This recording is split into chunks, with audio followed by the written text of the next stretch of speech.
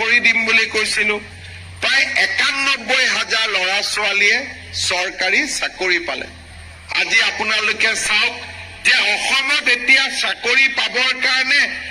কোনো ল'ৰা ছোৱালীয়ে টকা পইচাৰ ঘোষ দিব নালাগে এতিয়া মই গাড়ী দি আহি থাকোতে যিমান ল'ৰা ছোৱালী মই পাইছো সবকে কৈছো এই বাবা ভাল কৰি পঢ়িবি দেই কিয় মই কৈছো কাৰণ এতিয়া আমাৰ অসমখন এনেকুৱা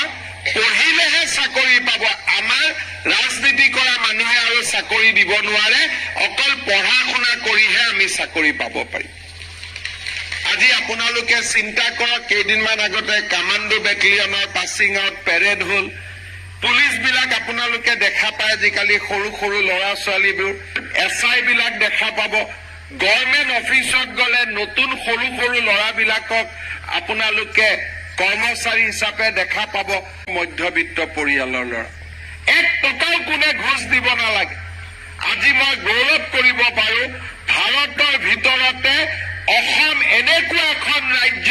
য'ত চৰকাৰী চাকৰি ল'বলৈ কোনেও এটকাও কাকো ঘোষ দিব নালাগে আজি ল'ৰাই মোক আহোঁতে সুধিছে যে দাদা পুলিচৰ নেক্সট দৌৰ কেতিয়া হ'ব আমি জুন জুলাই মাহত পুলিচৰো দৌৰ আৰম্ভ কৰিম আৰু 3rd গ্ৰেড 4th গ্ৰেডো নতুনকৈ পৰীক্ষা পাতিম ৩৫,০০০ ল'ৰা ছোৱালীয়ে আৰু নতুনকৈ চৰকাৰী চাকৰি পাব 1 লাখৰ লগত হৈ গ'ল আৰু ৩৫,০০০ মই ইলেকশ্যনত কৈছিলো 1 লাখ কিন্তু এতিয়া ময়ো আগুৱাই গৈ আছো যাতে আমি আগুৱাই গৈ থাকিব পাৰো